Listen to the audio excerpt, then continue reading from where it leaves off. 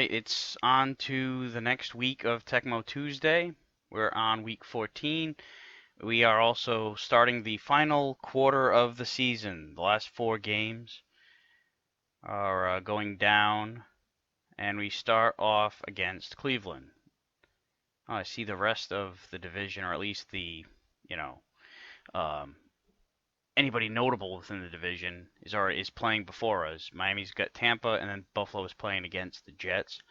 So we'll see the results of those games before our game starts. But before then, let's take a look at the standings. We're tied with the Bills, so if the Jets can pull off the upset against Buffalo, and then we win, we'll be able to overtake them. Miami is 7-5 and still hanging in there as well. You got the Bengals at 9-3, Steelers and Oilers at 6-6, jockeying for position. And then the Chiefs are at 9-3 with the Raiders and Broncos at 7-5 each. Seattle's still hanging on by a thread at 6-6 as well.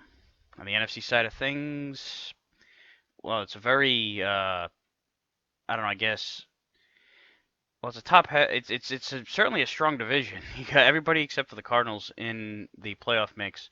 Cowboys at 9-3, Giants and Redskins 8-4, Eagles 7-5, and then the infamous Central Division this season has not been all that great.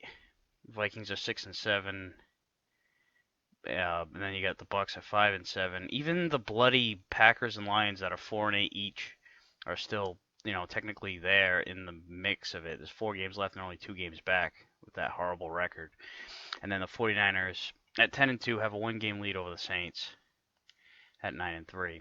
So let's see what happens here. Hopefully the Jets can pull it off against the Bills. Dolphins take care of business with Tampa, and the Bills beat up on the Jets. It looked like it was a tie game going into the second half.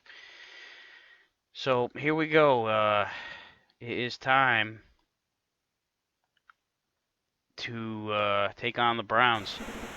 Don't want to, it's another one of those games you don't want to take lightly. The Browns are not a very strong team, but they do have some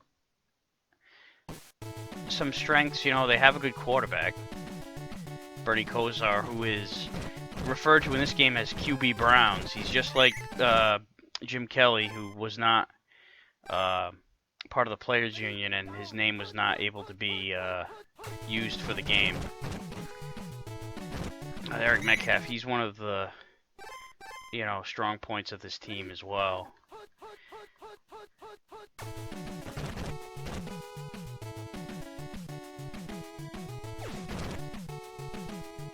Oh shit, I let him get behind me. Webster Slaughter. I'm calling mostly Metcalf runs in this game because I kind of look at, him as being their, like the guy that can break up on a big play out of nowhere and make get a quick score out of nowhere.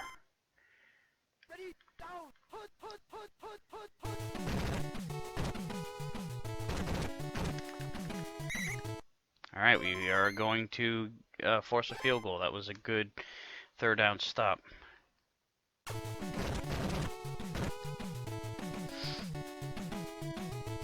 Alright, so the Browns strike first. As everybody seems to do against us, but, it was just a field goal. Alright, we're going to get good field position. Shit. Verdon goes down again.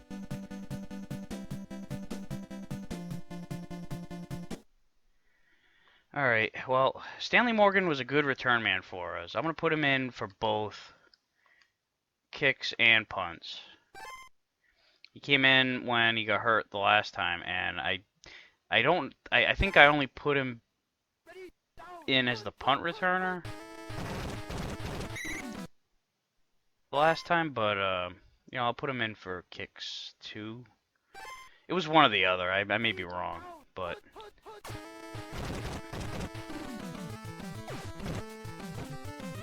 Alright, made up for that first play where they called it correctly.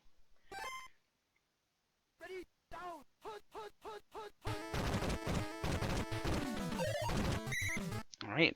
That was looking like it was going to be a lot worse.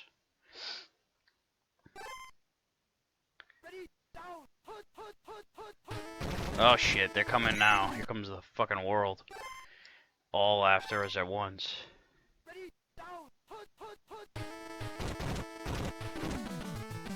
Shit, I was, you know, I thought I had my eyes on the receivers that whole time.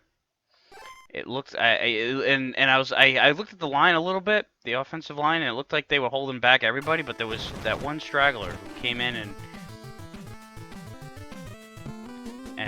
he got the sack, unbeknownst to Jeff George. So we ended up, at least we tied the game.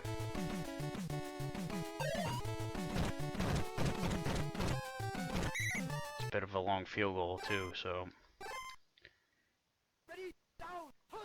this could be a draw. No, they're throwing it.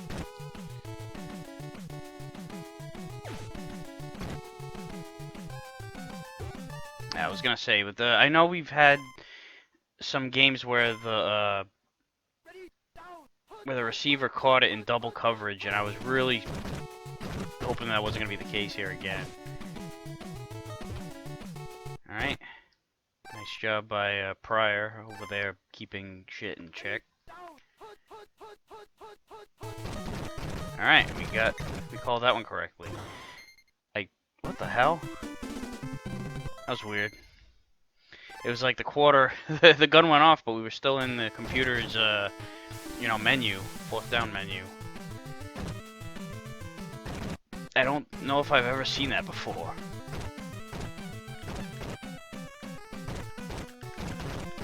And look at Stanley Morgan really trying to earn his roster spot.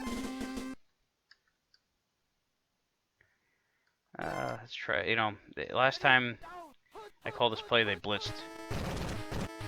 Give it a chance to work again here a second time.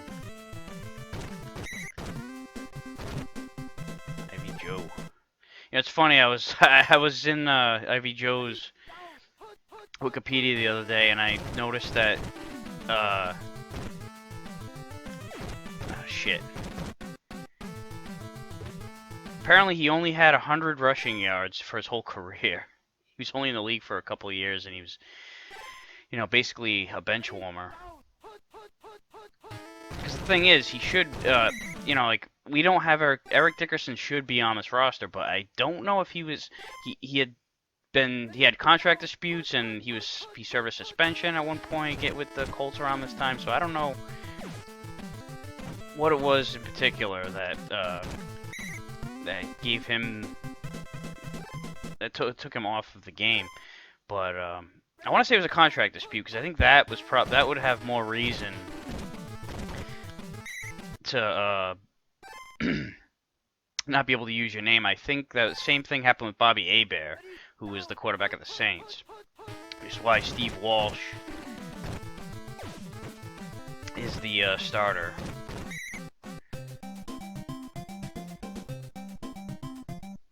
Alright.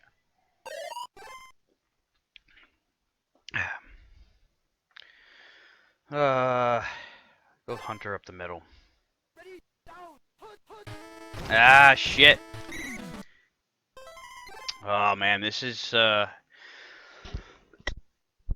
decision time.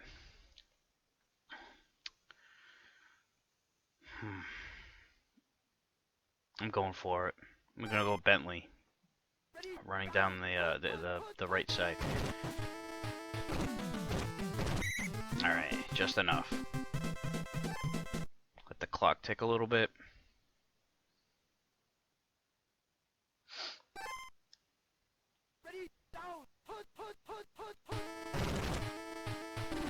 Ah, nice. Hey, cheap shot. Dirty fucking Browns. This will be a potential. Well, there's still a minute left in the half. It's not. You know, they could still drive down and tie it, but if I can, you know, it's not a lot. They're gonna have like 40 seconds or so to, you know, to get all the way down there. I'm calling passes. You know, I'm calling for them to, you know what I'm saying. Oh man, I was hoping for a pick. We would have had enough time to kick a field goal. Maybe get one quick play for the end zone. Oh shit. Come on, you guys, catch up to him. Catch up to him. Holy fuck. That was nerve-wracking. I should have just played prevent. I should have backed way the fuck up. You know, what the hell's the... That was exactly why I was calling Metcalf plays. Because that son of a bitch can run. And out-duke and out-maneuver. He was... Alright, so anyway, like I was saying, I could get a double dip here with a touchdown after scoring at the end of the half. Even if, you know, they did have possession. Oh, shit! Oh, no, there's so many Browns. Oh, man. Well, that changes the complexion of things. You know, here I am trying to drive to potentially take a 2-score lead, and now I gotta protect the 1-score lead that I already have. You know, that's the thing. That's that, you know, like out of nowhere, something like that happens. Oh man, they got guys open. Where's he going to? He's going the other way. Oh man, he had him too.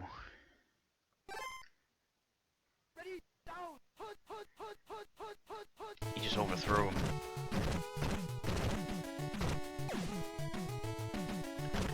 Oh! Ooh. Just threw it past him too, because I got there late. I got there just a mite late. And they missed it. Alright, so we dodged a bullet. The turnover did not end up hurting us at the end of the day. But they've been making life tough with running in that left side. And they, you know, in the middle too.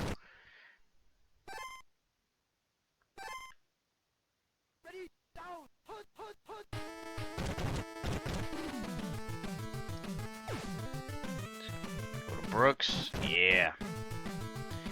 I was planning on going to Beach. You know, Beach has been quiet today, but you know, I was looking for that, because that was the past one where he always tends to seem, you know, be open, but they've been covering him on those plays. Thankfully, Brooks was able to bail us out. Alright, there we go.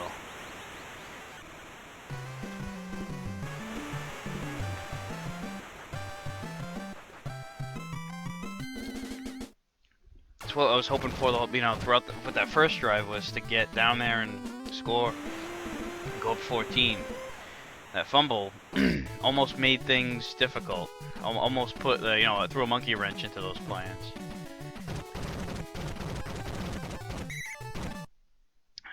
Not this time, Metcalf. I'm still gonna just call Metcalf plays, because again, that's a play that can break the game open. And while they have, you know, like and Slaughter has been good at catching the ball in coverage on these plays, but I still feel like I can, if I don't call their play, I can do all right with the drones and with oh shit. Here I am saying like, oh yeah, I can hold my own against these motherfuckers if I don't call the play, but then I go and give up a big first down run by QB Browns. Yeah, alright, you screw you, buddy. You think you're gonna just do that? You know what? Go ahead, keep doing that. So much time is gonna come off the clock.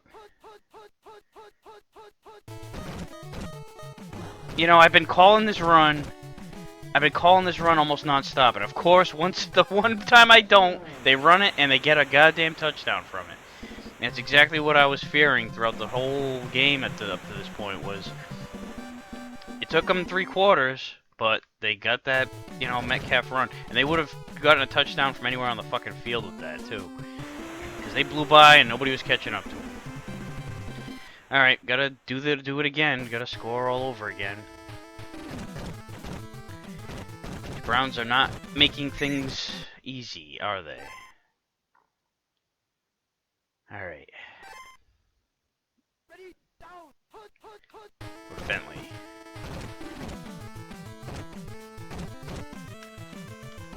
Yes. All right, we haven't had like any big runs like that today. You know, we've gotten some moderate gains. Nice, you know, first down there. Oh man, I almost got sacked. Just made the catch too. They had the coverage swarmed in on them.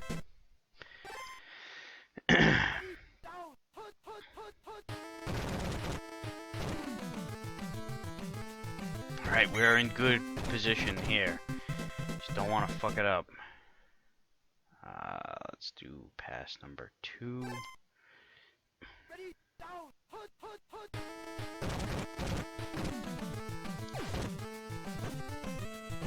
There's Beach. He's been our possession guy this season. I mean, he's made some great deep catches, but you know, he's mostly just like the reliable guy that you throw high percentage passes to and gets you some yards. You know, a field goal here is fine. A field goal here, I'm not too worried about getting the first down and the touchdown, but I'll take it.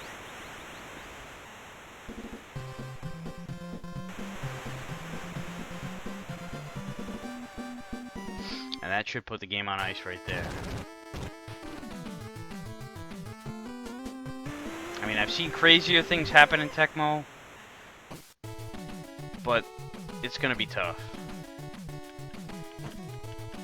for them to come back here. Alright, I'm only calling that run 3 from here on out. They can...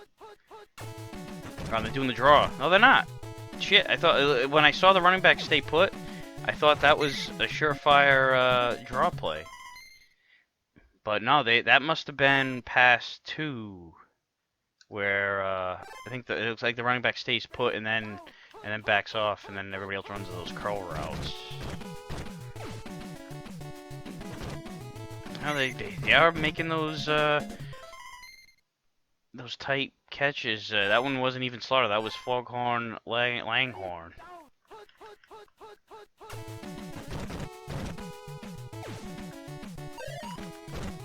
Oh man! Again with the tight coverage catches. I mean, it's 50 seconds left though, so it's gonna be tough though. Yeah, they could still get an onside kick recovery though, you know. There is enough time, and ugh, fucking Metcalf. That was Kevin Mack.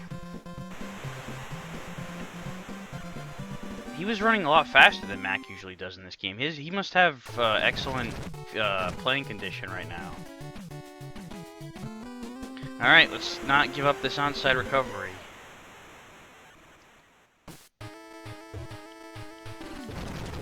Oh man, that was close. That was close. Alright, Sheesh. A fumbling here would be a nightmare. Because it's, you know, they're right at the halfway point of the field. Oh, I ran out of bounds. I was trying to juke the other way. I ran out of bounds, so it's, ugh. The clock stops.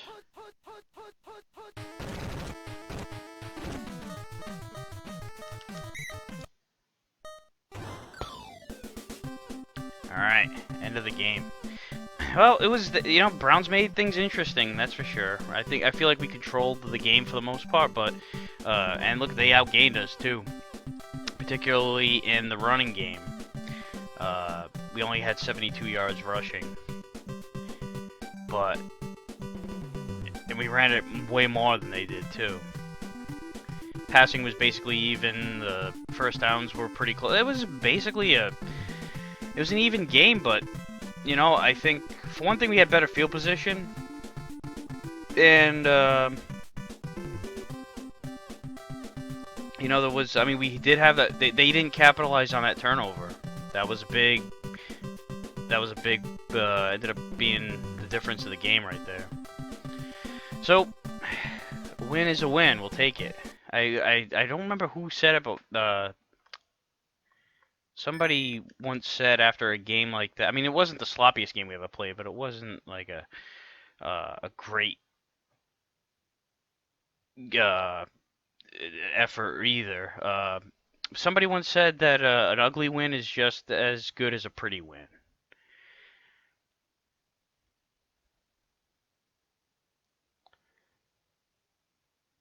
And that will complete the week. Let's take a look at the standings as they are now. We're going to still be tied with Buffalo at 10-3, but I think, you know, we're not, you know, there's without not officially, but I think we're basically in the playoffs.